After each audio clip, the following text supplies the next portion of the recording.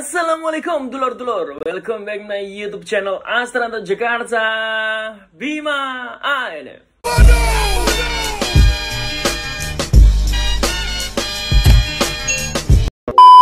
Tonton dulur-dulur, selamat sore. Semoga hari ini menjadi berkah buat kita semua dan apapun yang kita lakukan, semoga diberikan kemudahan oleh Tuhan Yang Maha Esa. Pada sore hari ini dulur-dulur, kembali ke segmen sharing bersama Bima ANF. Dan kali ini Bima ANF mengajak dulur-dulur semua untuk membahas tentang 5 pencapaian persaudaraan setia hati Ternate menjelang 1 abad versi Bima ANF. Dan kita tidak perlu panjang lebar lagi, monggo dulur-dulurku, kita mulai dari nomor 1. Pencapaian persaudaraan setia hati Ternate menjelang usia yang ke-1 abad ini dulur-dulur adalah penyelesaian pembangunan gedung serbaguna atau yang dikenal sebagai Geraha Budaya di Jalan Merak nomor 17 Nambangan Kidul, Kota Madiun. Jadi apabila dulur-dulur datang ke Nambangan Kidul ya, tepatnya ingin mengunjungi Padepokan Agung, tepatnya ada di sebelah kanan depan ya, kanan depan Padepokan Agung atau tepatnya di depan lapangan. Dan di sana nanti dulur-dulur bisa melihat sebuah bangunan yang sangat-sangat besar dan sangat-sangat luas sekali, melampaui luas dan besar dari Padepokan Agung di Jalan Merak nomor 10 Nambangan Kidul, Kota Madiun dulur-dulur. Jadi ini bertujuan bukan untuk hal yang sia-sia ya dulur-dulur, untuk menampung saudara-saudara kita persaudaraan sehati Ternate dari berbagai penjuru yang di sini banyak sekali jumlahnya ya. Walaupun ya apabila kita analisa ya, tidak mungkin bisa menampung seluruh warga persaudaraan sehati Ternate yang ada di seluruh Indonesia. Hanya saja, untuk memperkecil presentase tidak muatnya Padepokan Agung di Jalan Merak nomor 10, di sini para pengurus pusat, tepatnya di era zaman Kang Mas Tarmaji Budiarsono, merencanakan sebuah pembangunan komisariat baru, gedung baru, atau yang biasa dulu-dulu sana sebut sebagai Padepokan Baru di Jalan Merak nomor 17, Kota Madiun dulu-dulu.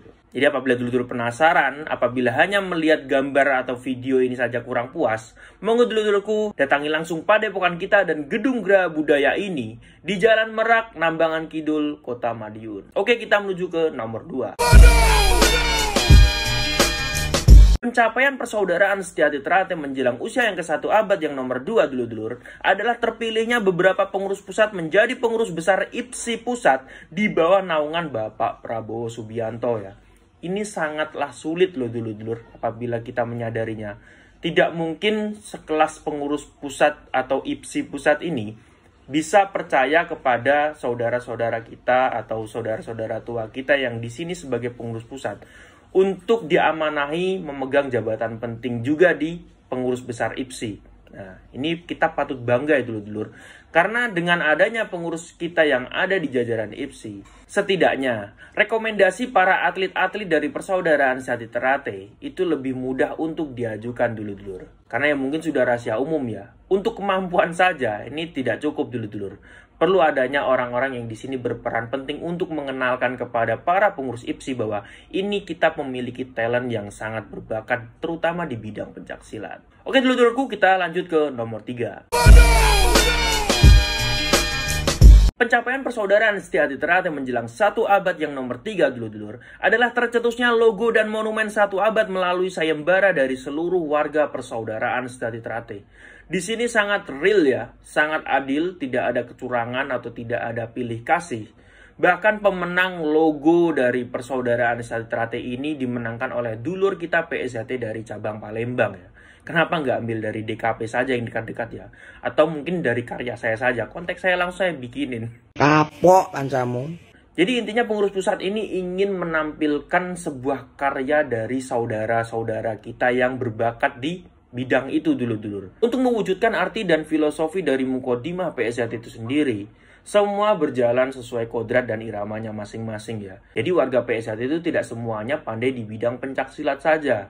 Ada yang di bidang musik mungkin ya kan, atau di bidang desain grafis ya. Semuanya memiliki kemampuan dan tidak ada yang sia-sia. Jadi dengan adanya ini ya kan, semoga menjadi pemicu semangat dari saudara-saudara kita yang memiliki kemampuan di bidang tersebut agar bisa tetap mengembangkan organisasi melalui kemampuannya masing-masing. Oke, kita lanjut ke nomor 4.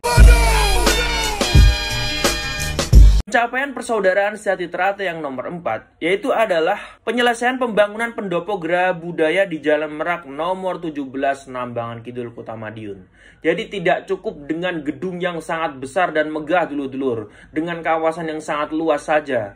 Di depan gedungnya, ini dibangun juga pendopo yang tidak kalah indahnya dengan Krida Satria Tama. Jadi buat dulur-dulurku yang mungkin penasaran ya, saya sendiri pun belum pernah melihat secara langsung kalau sudah jadinya. Kalau untuk proses pembuatannya saya sudah tahu dulur-dulur. Tapi kalau untuk sekarang jadinya ini saya kebetulan belum sempat pulang kampung. Saya mengimbau kepada dulur-dulur semua agar melihat langsung penampakan dari pendopo dari Geraha Budaya ini. Oke, kita lanjut ke nomor 5. Pencapaian persaudaraan Sati Terate yang nomor 5 menjelang 1 abad ini dulur-dulur adalah diresmikannya organisasi persaudaraan Sati Terate ini sebagai organisasi pencaksilat yang memiliki badan hukum. Nah, ini perlu kita banggakan juga dulur-dulur. Karena yang dimana dengan gencar-gencarnya klaim dari negara asing ya kan, yang mengeklaim beberapa budaya yang ada di Indonesia. Ini organisasi kita dijaga dengan adanya badan hukum ini. Jadi apapun yang berkaitan dengan PSHT, insya Allah akan terjaga dan kita bisa menuntut secara hukum.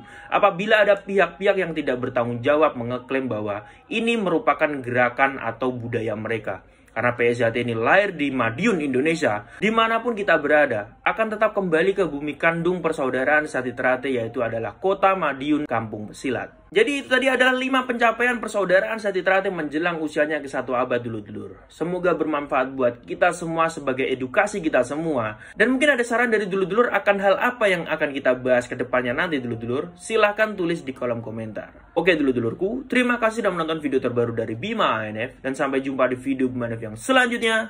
Salam persaudaraan.